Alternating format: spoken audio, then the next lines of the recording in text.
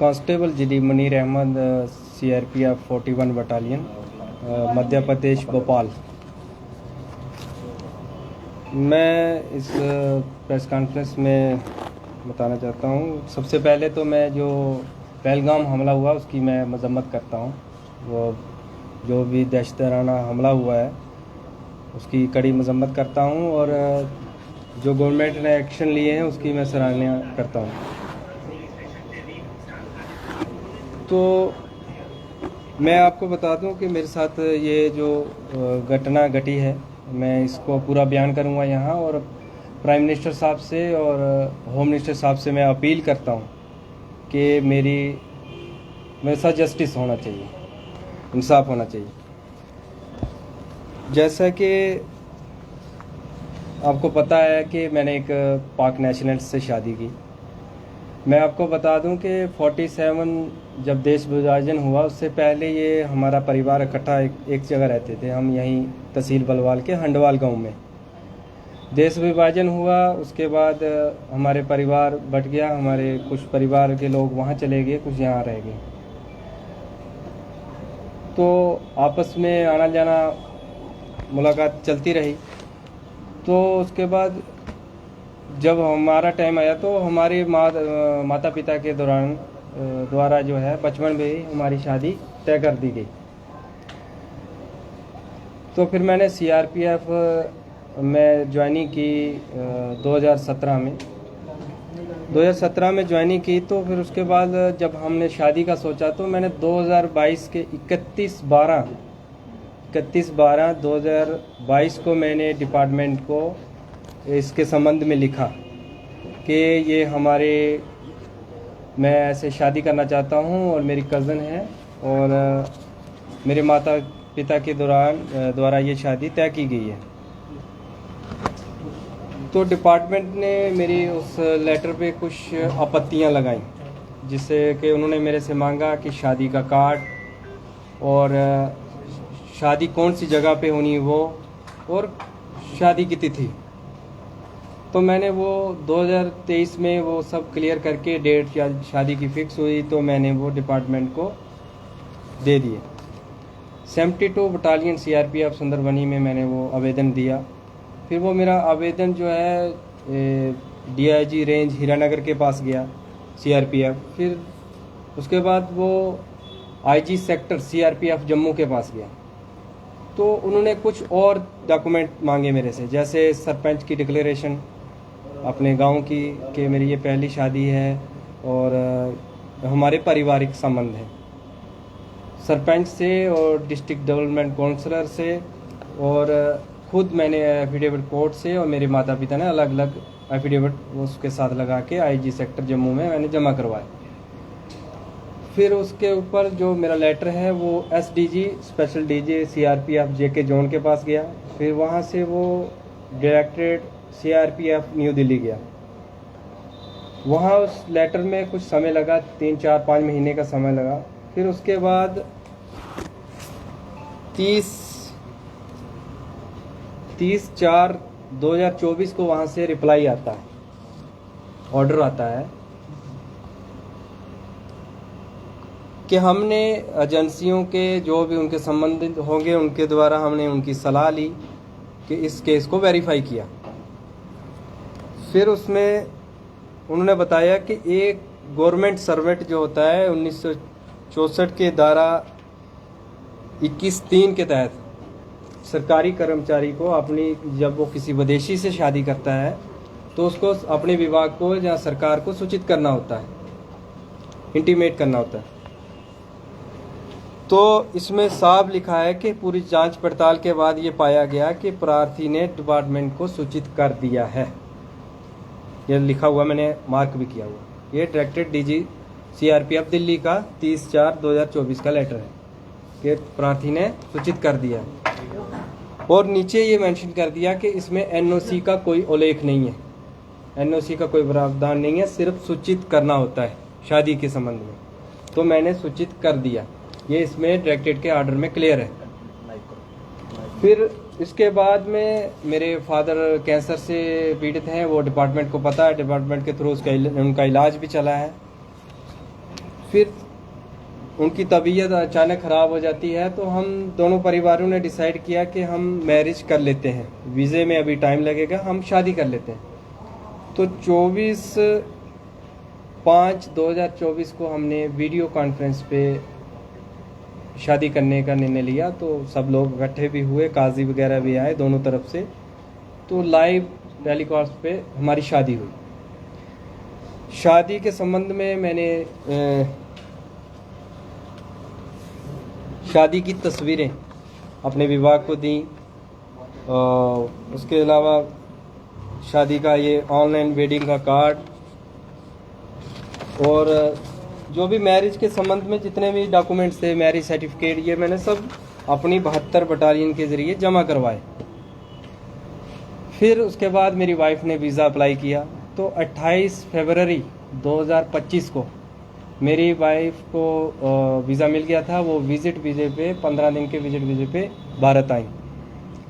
आने के बाद हमने 1 तारीख को 28 की रात में वो घर पहुंची। एक को हमने सुबह FRO जम्मू में अपनी जो रिपोर्ट करनी होती है, कोई फॉरेनर जब आता है तो FRO में रिपोर्ट करना होता है, तो हमने वो प्रॉपर वहाँ पे रिपोर्ट किया। तो एज ए वाइफ उसको साथ रहने के लिए लॉन्ग टर्म वीज़े की ज़रूरत थी, LTV। तो गवर्नमेंट की गाइडलाइन है कि जब कोई भी महिला या जब किसी भारतीय से शादी करती है तो वो उस कैटेगरी में फॉलो करती है। तो हमने 4 मार्च को ही LTV अप्लाई कर दिया, long term visa. Long term visa apply किया तो 13 मार्च तक उसकी पूरी प्रक्रिया चली। उसमें वेरिफिकेशन हुई CID पुलिस की। फिर उसके बाद 13 मार्च को वो इंटरव्यू हुआ, FRO जम्मू का इंटरव्यू हुआ हमारा। इंटरव्यू होने के बाद ये देखो 13 मार्च 2025 6:02 PM पे ये जो मेल हमें मिली कि आपका जो लॉन्ग टर्म रिक्वेस्ट है, ये नंबर है, has been refer to higher authority for approval. ये MHA को भेज दी गई 13 मार्च को। 14 को हमारा वीज़ा एक्सपायर होना था, तो हम LTV कैटेगरी में आ गए, हमें LTV में स्टे हो गया। उसके बाद हम LTV में रहते रहे। तो अचानक ये पहलगाम का इंसिडेंट हुआ, सरकार ने कुछ निर्णय लिए उस पर। हमें भी उस चीज़ का बहुत दुख है, मजम्मत करते हैं, हम उसके सख्त खिलाफ हैं। सरकार ने जो कठोर फैसले लिए हैं हम उसका समर्थन करते हैं। फिर अचानक से मुझे एक एग्जिट परमिट की मेल आती है,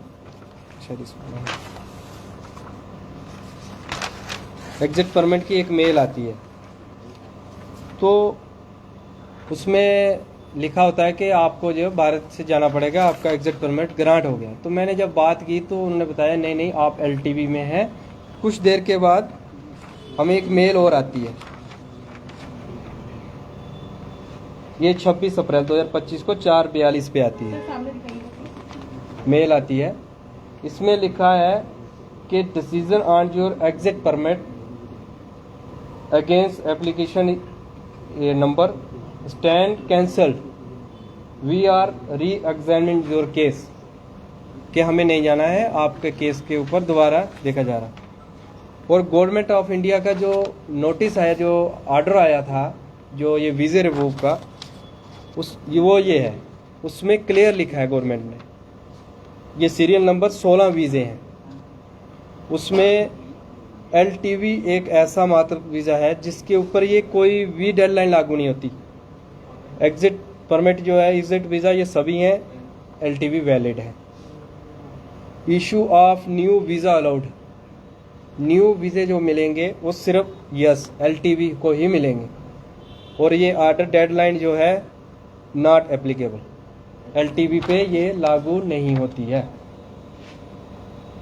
ये क्लियर था। हम इस दौरान हम रहते रहे। फिर 28 या 27 को हमें तहसीलदार की तरफ से एक नोटिस आता है विजिट वीज़े का, ना कि LTV का। LTV का उसमें कोई जिक्र नहीं है, विजिट वीज़े का आता है। वो लिखते हैं कि आपका विजिट वीज़ा 22 मार्च को ख़त्म हो गया है। हालांकि हमारा विजिट वीज़ा 14 मार्च को ख़त्म हो गया था, 22 को नहीं हुआ, 14 मार्च को ही ख़त्म हो गया था। तो हमने उस टाइम हमें जाने के लिए बोल दिया, तो हमने अपने एडवोकेट अंकुश शर्मा जी से बात की। तो हमने हाई कोर्ट से अपील की कि हमारे साथ ये गलत हो रहा है कि हमने ये LTV में आते हैं, हमने पूरी परमिशन से शादी की है, CRP को इंटीमेशन किया हुआ है, सारे डॉक्यूमेंट्स लगाए। तो हाई कोर्ट ने उसको सुना। ये उस टाइम सुना जब जम्मू से PCR से हमें रवाना कर दिया था अटारी बागा बॉर्डर के लिए। हाई कोर्ट ने सारी ये चीज़ें सुनने के बाद एक ऑर्डर निकाला, जिसके ऑर्डर के तहत उन्हें बागा बॉर्डर से वापस हमारे घर लाया गया कि इनका जो ये केस है ये LTV में ही फॉलो करते हैं। जब घर आ गए तो कल अचानक मैंने कुछ सोशल मीडिया पे कुछ ऐसे न्यूज़ चैनल में मैंने सुना कि CRPF जवान के खिलाफ कुछ एक्शन लेने वाली है, जवान ने कुछ वायलेशन की है। तो होते होते शाम के कोई 5:30-6 बजे कुछ 4 लोग डिपार्टमेंट के मेरे घर आते हैं। ये 41 बटालियन से आते हैं, कुछ जम्मू IG सेक्टर ऑफिस से आते हैं, CRPF बान तालाब से। उन्होंने आके एक नोटिस दिया। जब मैंने उस नोटिस को पढ़ा, उसमें फर्स्ट पैरे में उन्होंने लिखा है कि जवान ने निकाह की सूचना डिपार्टमेंट को दी है। निकाह ही मैरिज होती है, मैं आपको ये क्लियर करता हूँ कि निकाह ही मैरिज होती है, वो ही मैरिज है।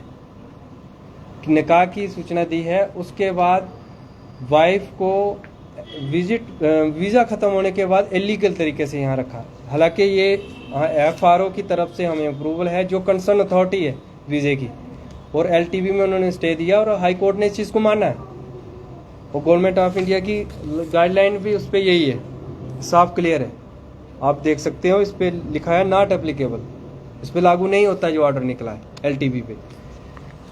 तो उस ऑर्डर में मेरे पे लिख दिया ये सब कारण उन्होंने कि इन्फॉर्म नहीं किया। हालांकि मैंने जब मेरी वाइफ यहाँ आई, मेरे पास अभी भी प्रूफ है, व्हाट्सएप में है। मैंने 72 बटालियन में विजिट वीजे की कापियाँ, अपने निकाह सर्टिफिकेट, ये फ़ोटो, ये सब चीज़ें मैंने 72 बटालियन में भी जमा किए। तो 72 बटालियन में मैंने ये जमा किए थे। फिर उसके बाद जब मैंने 13 मार्च को LTV का मैंने प्रोसीजर जो मेरा कंप्लीट हुआ, मैंने वो भी अपनी 72 बटालियन को LTV के लिए बता दिया कि मैंने LTV में स्टे कर रही है मेरी वाइफ। 23 मार्च 2025 को मैं छुट्टी से रिपोर्ट करता हूँ। शिवखोड़ी रियासी में मेरी कंपनी थी 72 बटालियन की। वहाँ से फिर मैं हेडक्वार्टर जाता हूँ 25 मार्च को 2025 को। कुछ ट्रेनिंग के मामले में वहाँ भेजा गया था। तो 27 तारीख को अचानक सुबह, 27 मार्च को अचानक सुबह मुझे, हमारे मार्का होता है उसमें मुझे बुलाया गया डिप्टी कमांडेंट की तरफ से। तो मुझे बोला गया कि आपको ट्रांसफ़र कर दिया गया है 41 बटालियन भोपाल मध्य प्रदेश में, तो आपको वहाँ पे रिपोर्ट करना। तो मैंने वहाँ पूछा कि क्या कारण है। मेरा अभी 2027 में JNK का टेन्योर पूरा होना था, क्योंकि जो जवान छत्तीसगढ़ में पोस्टेड होता है तो वहाँ से उसे चॉइस मिलती है। छत्तीसगढ़ ऑपरेशन एरिया के बाद उसको चॉइस मिलती है कि आप कहाँ जाना चाहते हो। तो मैं छत्तीसगढ़ का टेन्योर काट के मैं चॉइस पोस्टिंग जम्मू में आया था। तो मेरा 2027 में ये टेन्योर कंप्लीट होना था यहाँ। तो मुझे अचानक कर दिया। मैंने कहा कि मैं DG साहब का इंटरव्यू लेना चाहता हूँ कि ऐसे मुझे अचानक क्यों ट्रांसफ़र किया जा रहा है। तो उन्होंने कहा कि नहीं, आपको अभी हमने आपका मूवमेंट ऑर्डर निकाल दिया है, आप चले जाइए, आप 41 में रिपोर्ट करिए, वहाँ से आप इंटरव्यू लीजिए। जब भी ट्रांसफ़र किसी जवान की होती है तो उसमें 15 दिन या 12 दिन का डिस्टेंस के हिसाब से JT टाइम मिलता है, जो जर्नी टाइम होता है कि उस 15 दिन या 12 दिन के बाद उसको वहाँ हाजिरी करनी होती है, रिपोर्ट करनी होती है। मेरे उस ऑर्डर के नीचे लिख दिया JT नॉट परमिटेड, कि इसको JT नहीं दी जाएगी ना। जब जाता है जवान उसको रेलवे टिकट मिलता है, उसको स्टेशन छोड़ा जाता है, उसके लिए आगे की टिकट सारा संबंध। मेरे साथ ऐसा बिल्कुल नहीं हुआ। लेकिन फिर भी मैंने आदेश का पालन करते हुए मैंने मूवमेंट ऑर्डर लिया, मुझे गेट से बाहर कर दिया। मैं यहाँ से निकला, मैं ठीक बराबर 29 तारीख को मॉर्निंग में 41 बटालियन भोपाल पहुँच गया। मैंने वहाँ जाके रिपोर्ट की। मैंने जाते ही फर्स्ट इंटरव्यू में डिप्टी कमांडेंट सर के जाते ही उसी दिन मेरा इंटरव्यू हुआ। मैंने वहाँ पूरी कहानी बताई, ऐसे मैंने शादी की, ये हुआ। उसके बाद मुझे ट्रांसफ़र कर दिया गया। तो मैं डीजी सर का इंटरव्यू लेना चाहता हूँ इसके संबंध में। तो उसके बाद सीओ सर का इंटरव्यू हुआ तो सीओ सर ने कहा कि ठीक है, आप आवेदन दे दीजिए, आप सीओ साहब का इंटरव्यू ले लीजिए और आपने शादी के संबंध में हमारी बटालियन को भी एक आवेदन दे दीजिए ताकि हमारी बटालियन को, हमारे नया सेक्टर, नया जोन है, इसको भी आपकी मैरिज के बारे में इंटीमेट हो जाए। मैंने सारे डॉक्यूमेंट्स लगाए, डायरेक्टेड का ऑर्डर लगाया सूचित होने का, मैरिज सर्टिफिकेट के सारे A to Z प्रूफ मैंने उसके साथ लगाए। और LTV का मैंने उसमें लिखा कि LTV का अप्रूवल के लिए MHA को किया हुआ है, जिसकी प्रक्रिया जम्मू FRO के द्वारा की जा रही है। उसमें मैंने क्लियर लिखा है, मैंने सूचित किया, वहाँ सबमिट कर दिया। और DG साहब का मैंने इंटरव्यू के लिए एक एप्लीकेशन दी वहाँ पे। DG सर के इंटरव्यू में मैंने वहाँ उसमें भी यही लिखा कि मैंने ऐसे से शादी की, ऐसे सूचित करके मैंने प्रॉपर चैनल फॉलो करके मैंने शादी की। और मेरी वाइफ जम्मू में है, मेरे पेरेंट्स जो हैं बीमार हैं, फादर कैंसर पेशेंट है, डिपार्टमेंट उससे पहले अवगत है, डिपार्टमेंट के थ्रू उनका ट्रीटमेंट मैंने करवाया है टाटा हॉस्पिटल मुंबई में। तो डीजी सेक्शन दे दी, वो अभी अंडर प्रोसेस में है, अभी मतलब उसकी अप्रूवल आनी है इंटरव्यू लेने के लिए।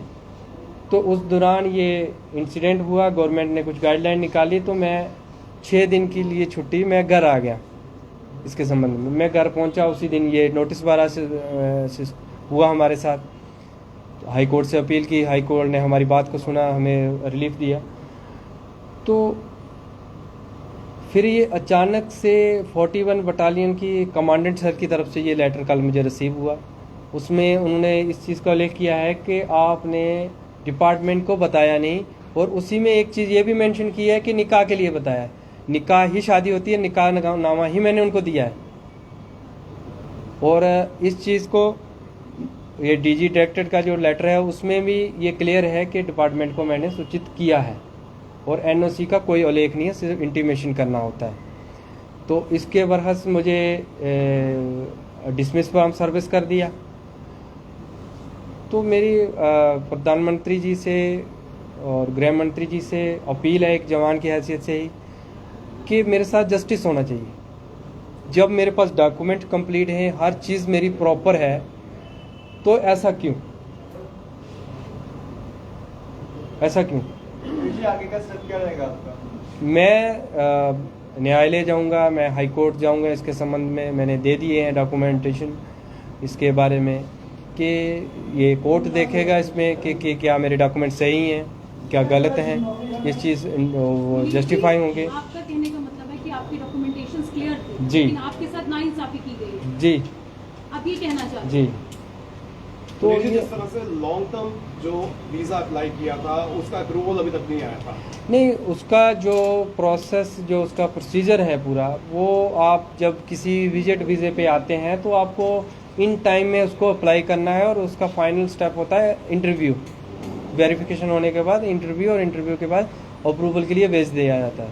तो अप्रूवल में उसमें टाइम लगता है। लेकिन जब तक अप्रूवल नहीं आता तो क्या आपको राइट है कि यहाँ पर जी, स्टे कर सकें? जी, जी, उसकी गाइडलाइन में है। LTV की जो गाइडलाइन है वो कोर्ट ने भी पढ़ी है, और जो आपने देखा होगा कि मैक्सिमम लोग जो अप्लाई किए हुए हैं, मतलब प्रोसेस में है, तो वो ये जो कंसर्न अथॉरिटी होती हैं ये पहले इन्फॉर्म कर देती हैं कि आप स्टे कर सकते हैं।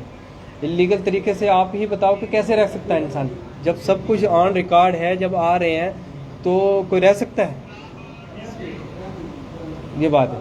तो आपको सर्विस से जो है डिसमिस कर दिया गया है जी। तो इसके लिए आप क्या अपील करना चाहते हैं? नहीं, मैं प्राइम मिनिस्टर साहब से, होम मिनिस्टर साहब से, और जो भी संबंधित इसके मेरे अधिकारी हैं, मैं उनसे अपील करना चाहता हूं कि जब मैंने प्रॉपर 2022 से ही मैं इसके संबंध में मैं सूचना दे रहा हूं, और शादी से पहले भी मैंने सूचना दी, और शादी के बाद मैंने तमाम डॉक्यूमेंट्स मैंने डिपार्टमेंट को दी, तस्वीरें दी ऑनलाइन निकाह की, मैरिज सर्टिफिकेट दिया। और जो 41 बटालियन जो मेरे डिसमिस ऑर्डर निकाल रही है, उनके कार्यालय में मैंने पूरे विवरण से लिखा है कि मैंने 72 बटालियन में कौन सी डेट को कौन सा आवेदन दिया है, और उन आवेदनों की कापियां भी साथ में लगाई। कारण क्या बताया गया आपको डिस्कस करने में? कारण उसमें यही लिखा गया है कि इन्फॉर्म नहीं किया, और उसी में ये भी लिखा गया है कि निकाह के लिए इन्फॉर्म किया है, निकाह किया है। शादी के लिए इन्फॉर्म पहले पैरे में लिखा है कि इन्होंने शादी के लिए इन्फॉर्म किया है, दूसरे में लिख दिया है कि हमें इन्फॉर्म नहीं किया। तो जो कारण बताया गया कि राष्ट्रीय सुरक्षा के मद्देनजर आपकी एक्शन लिया गया, नहीं, वो उस चीज़ को वो हो गया था आपसे लेने की। नहीं, वीज़ा ख़त्म कैसे हो गया जब हाई कोर्ट उस चीज़ को मान रहा है कि ये प्रोसीजर इनका सही है, फॉलो है, और उसका जवाब कंसर्न अथॉरिटी जो है उन्होंने डिपार्टमेंट को देना है।